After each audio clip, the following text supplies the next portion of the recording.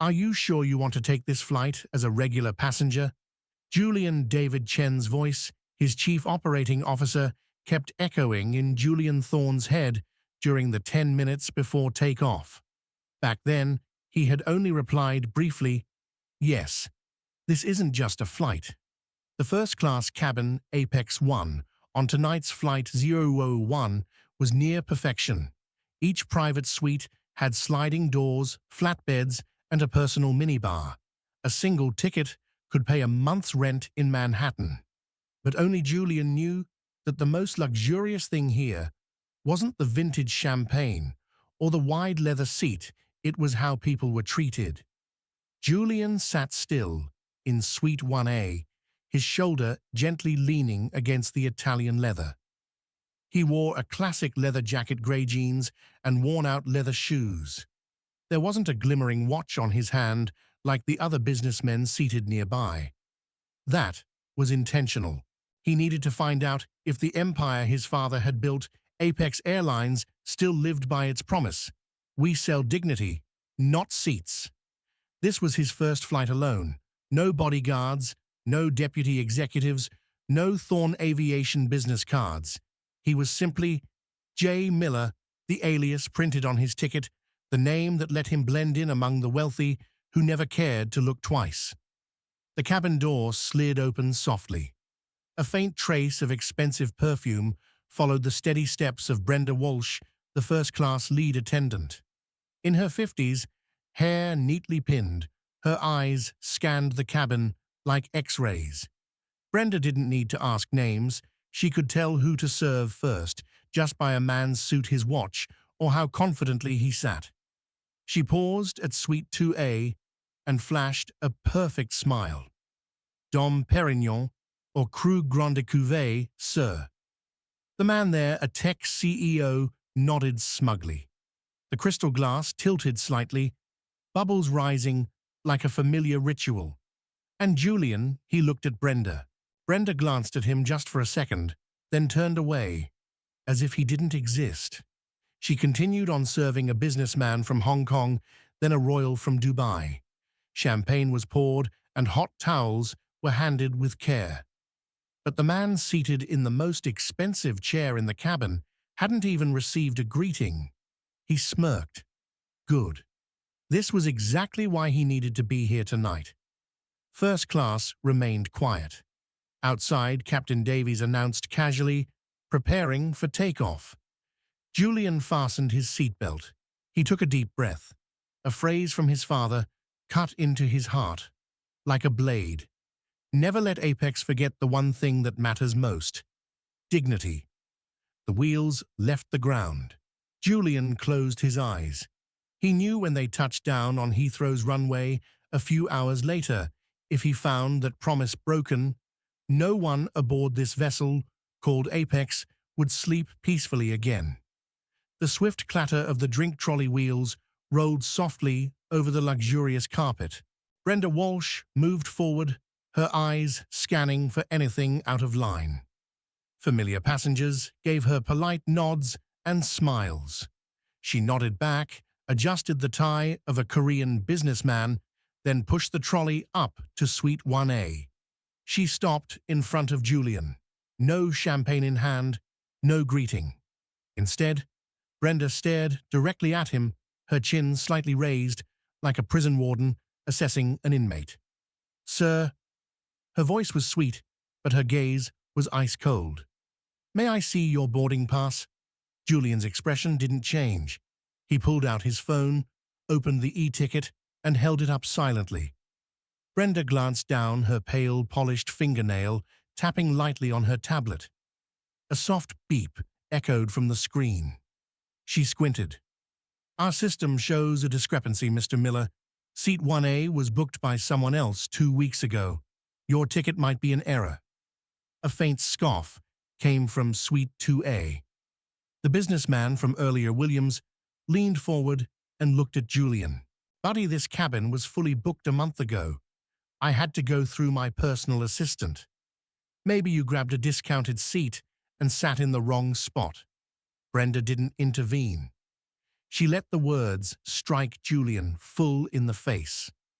Around the cabin, a few heads lifted eyes, scanning Julian from head to toe. A man dressed like that in 1A strange. Julian inhaled deeply, keeping calm. He knew Apex's ticketing system wasn't prone to mistakes. More importantly, he knew Brenda was defending her territory. In her mind, if someone didn't look the part, they didn't belong here, regardless of what they paid.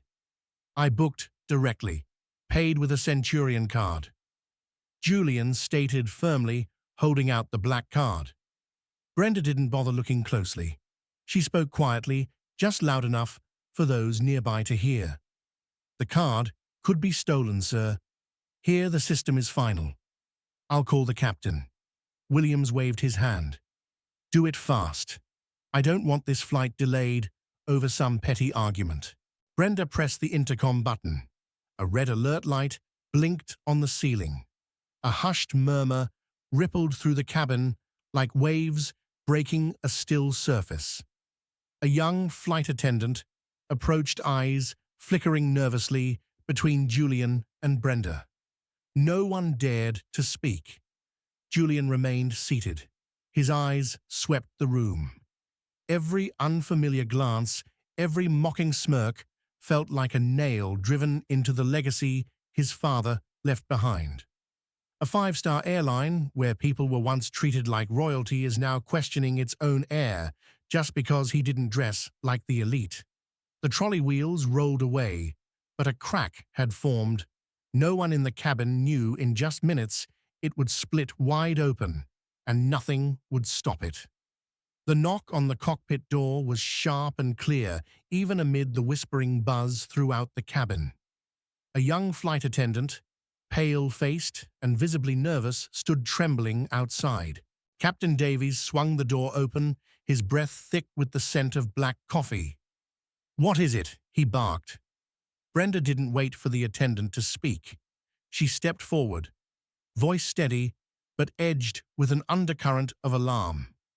"Captain, there's a passenger in first class sitting in the wrong seat. The system doesn't recognize his name.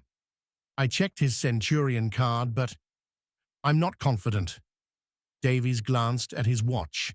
The seatbelt sign was still lit. The entire cabin held its breath like it was waiting for a verdict. "How long until the cabin door closes?" he asked the attendant. 7 minutes, sir." Davies exhaled sharply. He despised anything that delayed takeoff, especially petty cabin issues. Straightening his collar, he marched out toward Julian. Julian watched him approach, calm and unwavering. He remained seated, unflinching. On the table before him, his digital boarding pass, Centurion card, and ID, under the name J. Miller, all in plain view. Davies didn't bother to look at them. He took in the worn leather jacket, faded jeans, and scuffed loafers. A man dressed like that in seat 1A. He shook his head silently. "Listen, pal. We're about to be late because of this nonsense. This seat isn't yours." Brenda checked. "The system doesn't lie." Julian replied evenly, "I paid in full. First-class ticket. Confirmed by Apex." Davies signaled toward Brenda with a jerk of his chin. She smiled a rehearsed, artificial grin. "We suspect the card may have been stolen, Mr. Miller." A chill ran down the spine of several nearby passengers. A well-known tech blogger in seat 3C pretended to rummage through his bag, but had actually activated the camera on his phone. He began recording fingers on the other hand, rapidly typing the hashtag Apex01. Davies crossed his arms, ready to settle it. "You have two choices. 1, move to an economy jump seat. 2, deplane now and sort it out with ground staff." Julian didn't respond immediately. He took a deep breath and surveyed the first-class cabin. Some eyes watched him with curiosity, even amusement. Others quickly looked away, pretending not to see. He remembered his father, sitting in this very cabin, tailored gray suit, crisp tie, smiling at flight attendants, even on red-eye flights. Now it was just him treated like a fraud. The blogger whispered to the passenger beside him, "They're kicking him out because what he doesn't look like. First-class five-star airline, huh?" Julian heard every word. Inside him, the wheels of legacy had begun to turn. He was done sitting still. Davies snapped his fingers for airport security. "We've got 7 minutes. Make a decision, friend. Are you getting off or not?" Brenda took half a step back, waiting for Julian to lift his bag and walk out like a stain being wiped clean from a leather seat. But Julian leaned back, instead lips curling into a cold, subtle smirk. He pulled out his phone and found a familiar name, David Chen. He hit dial. His voice, low and deliberate, carved the silence. "David, initiate red flag protocol. Reference legacy." The call was short, but it just lit the fuse on a storm that neither Brenda nor Davies had the slightest clue was coming. The call lasted only 8 seconds, but first class froze. Julian hung up. His eyes no longer held the calm of someone silently enduring humiliation. He looked at Brenda first, then at Davies. Captain Davies scowled. "What did you just do? I told you we don't have time." The intercom cut him off. "Captain Priority call from the New York office. Line 1. Davies snatched the handset from the attendant, pressing the button with a sharp breath. "Who is it? We're about to depart." On the other end, a man's voice came through cold as steel. "Davies, this is David Chen. Are you standing next to Julian Thorne?" Davies blinked. His grip tightened around the handset. "Thorne, as in Thorne Aviation." Brenda, standing behind him, turned pale. She heard every word. Passengers glanced at each other, some covering their mouths. The tech blogger hit the live stream button, no longer bothering to be discreet. David Chen didn't bother with explanations. He's invoked the red flag protocol. Reference legacy. Davies handed the phone to Mrs. Walsh. Davies froze. Like a machine with no will left, he passed the device to Brenda. Her hands trembled. She avoided Julian's gaze. David Chen's voice rang out each word, crystal clear.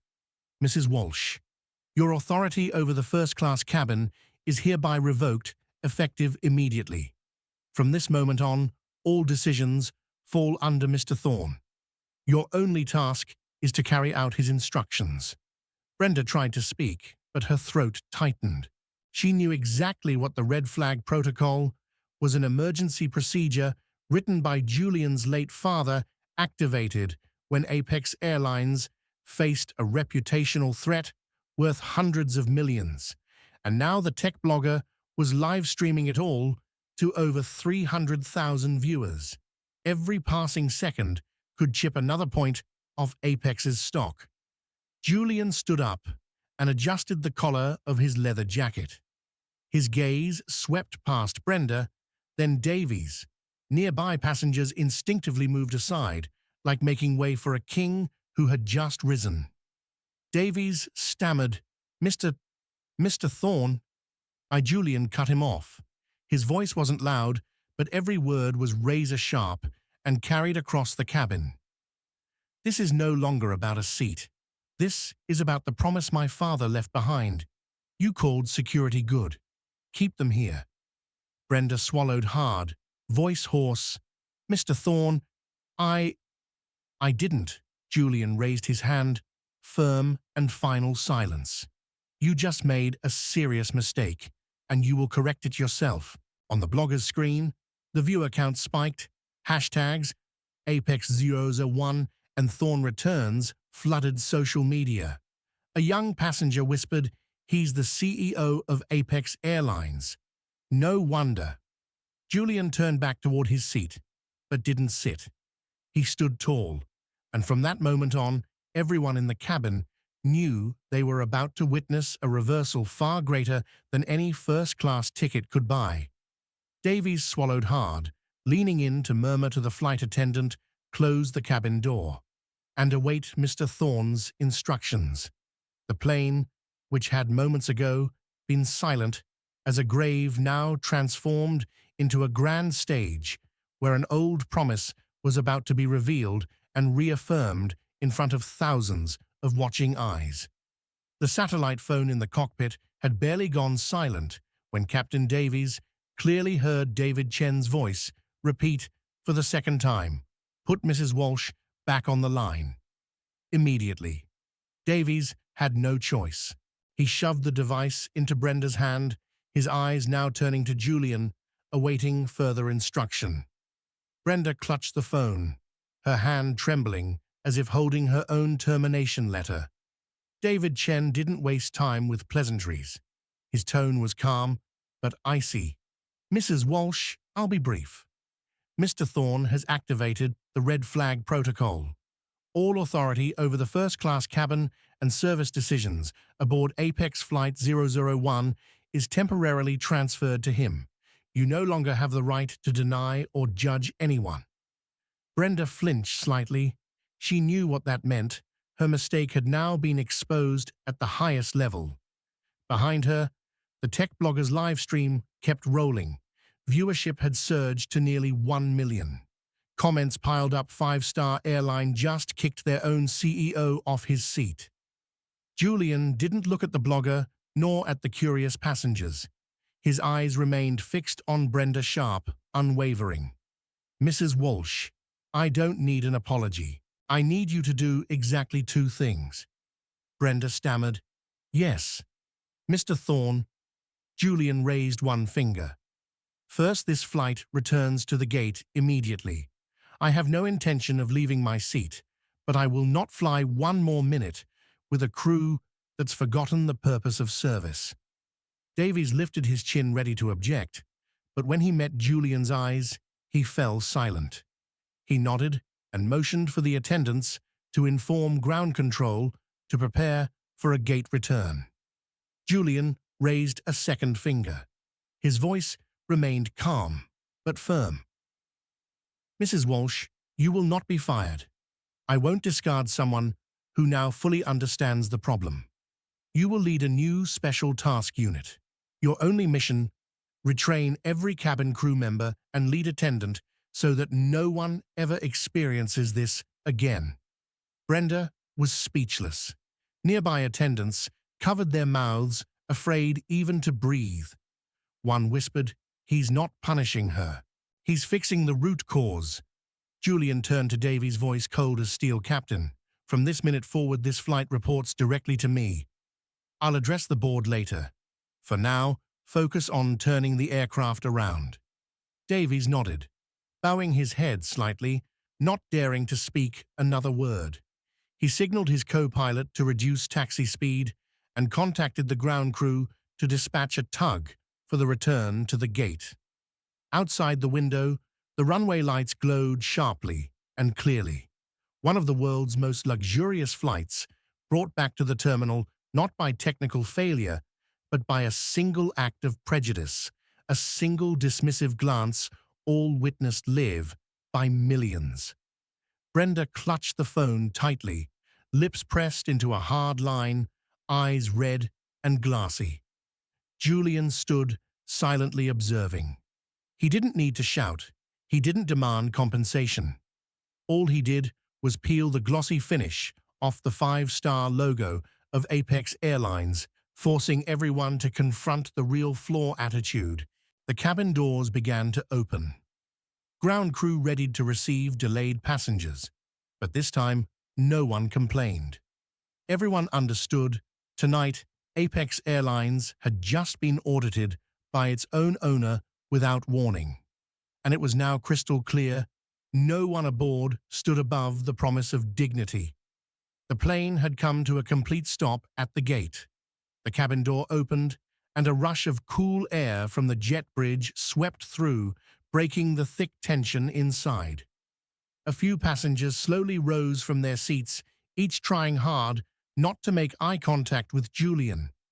The tech blogger remained glued to his phone, capturing every moment. Brenda stood beside seat 1A, her once pristine uniform now felt suffocating. In her hand, she still held the satellite phone connected directly to Apex headquarters. Julian remained seated, fingers interlaced, back straight. He looked at Brenda, then glanced toward Davies, who hovered anxiously near the cockpit. He didn't need to raise his voice. His tone carried clearly throughout the cabin. David. Julian addressed the phone directly. David Chen's voice came through instantly, without hesitation. "I'm here, Mr. Thorne." "This is no longer about a seat or a delayed flight," Julian said, slowly, his eyes sweeping the cabin. "This is about my father's promise. We don't sell seats, we sell dignity." Davies dropped his gaze. A young flight attendant beside him twisted the hem of her apron nervously. Julian paused, then continued. "David, record what I'm about to say. All passengers will be rebooked or upgraded where possible. I'll personally cover all compensation. But more importantly," he turned to Brenda. "Mrs. Walsh." Brenda swallowed, hard eyes glistening. Her voice came out hoarse. "Mr. Thorne, I take full responsibility. I've damaged the image of our first-class cabin. I judged you by appearance. I have no excuse." Julian shook his head. "I don't need excuses. I need correction.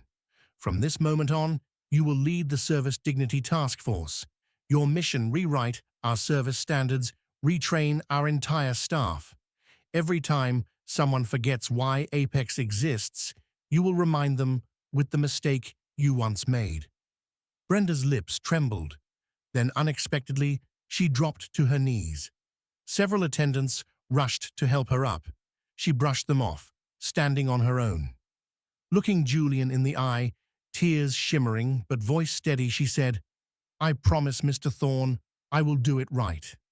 Julian turned to Davies, delivering his final words like a gavel striking down. "Captain, you'll report separately to the board. I won't discipline a pilot in front of passengers. But remember, this timeliness is not an achievement if it costs the dignity of those we serve." Davies opened his mouth to speak, then simply nodded, forehead damp with sweat. The tech blogger lowered his phone and turned to his audience. "You see that a CEO who doesn't need to shout or fire people, he just makes the ones who failed fix it themselves. That's real Apex class." Julian looked toward the open cabin door. A soft breeze swept through his hair. He knew the legacy his father left had cracked tonight. But it was also tonight, through his own hands, that it was being mended. Not with rules, but by reminding everyone why they fly under the name Apex. 3 months after the Apex 001 incident, Apex Airlines underwent a profound transformation. Customers began sharing online. Flight attendants were noticeably more courteous. No one scrutinized passengers' outfits, and even economy passengers were treated with respect. In a newly built training hall in New York, Brenda Walsh stood on stage, dressed in a crisp gray suit, a far cry from the cold figure she once was. Before her sat nearly 200 newly hired flight attendants and cabin supervisors. On the large screen behind her, a video clip played the moment Brenda stood before Julian on Flight 01, her hand trembling as she held the phone, her authority being revoked. Brenda didn't flinch. She faced the crowd, voice resolute. "I'm the woman in this video. I once believed I was protecting the airline's image. In truth, I was destroying it." The room fell utterly silent. A young attendant covered her mouth as she saw a tear roll down Brenda's cheek. Brenda stepped down from the podium, walking between the rows of seats, meeting eyes with each person. "We don't sell luxury seats. We sell peace of mind, pride, and respect. No matter who the passenger is, what they wear, or where they sit, they deserve to be greeted with a genuine smile." Elsewhere in a separate boardroom, Julian stood beside David Chen, reviewing a performance report. Discrimination complaints had dropped by 80%. Customer return rates had risen 15% in just 12 weeks. the most celebrated change, Apex Airlines unveiled a new feature on all flights, the Legacy Seat. Randomly upgraded from economy class at no cost, it was a quiet reminder that anyone could and should be treated like a VIP. Julian closed the report and looked at David. He didn't speak, but his eyes said everything. His father, though gone, lived on in every attendant, every passenger, and every warm welcome on board spoken across the fleet. A legacy once cracked had now rippled outward, like waves, and at the heart of it all stood Julian Thorne. 6 months after the historic flight, Julian Thorne no longer traveled under the name J. Miller. He sat in the newly built VIP lounge at JFK Airport, dressed in a deep navy suit, hair neatly combed. But today, he wasn't flying. He was waiting for someone more important than any business trip. Brenda Walsh entered, holding a folder of the newly issued training materials. On her blazer was a new pin, Head of Service Dignity Task Force. She walked directly to Julian and gave a short, wordless nod. Together, they made their way to a newly renovated section of the terminal where a large bronze plaque had just been unveiled. Etched into it was a portrait of Julian's father, alongside the words that once built an empire, "We sell dignity, not seats." Beneath that, a newly added inscription read, "Reaffirmed by Flight Apex 001. A group of young flight attendants clustered nearby, eyes wide with admiration. A bright-eyed rookie stepped forward nervously. "Mr. Thorne, that story about the flight, it made me understand why I chose this job." Julian looked at her, then turned to Brenda, who smiled with quiet pride. He gave a small nod, and in that moment, his eyes carried a rare sense of peace. He no longer needed to hide behind an alias to evaluate Apex. He could see his father's legacy, alive and clear, in every greeting, in every trusting glance from a new generation. Perhaps many still believe luxury lies in a glass of expensive champagne, a wide leather seat, or a 5-star ranking. But to Julian Thorne, true luxury is how we make others feel they are worthy of respect, no matter who they are, what they wear, or how much they pay. Flight Apex 001 exposed a hard truth. When pride turns into prejudice, even the strongest reputations can collapse in minutes. But when someone is brave enough to uphold an old promise, everything can be rebuilt stronger than before. This isn't just a story about an airline. It's a reminder, wherever we work, whatever we do, if we forget why we started, we become part of the very system we once wanted to change. We hope you saw a part of yourself in this story, whether you were once judged unfairly, or perhaps once judged someone else. If stories about dignity, fairness, and powerful turnarounds resonate with you, don't forget to subscribe to Toch Story so you won't miss the next journey. See you in the next video.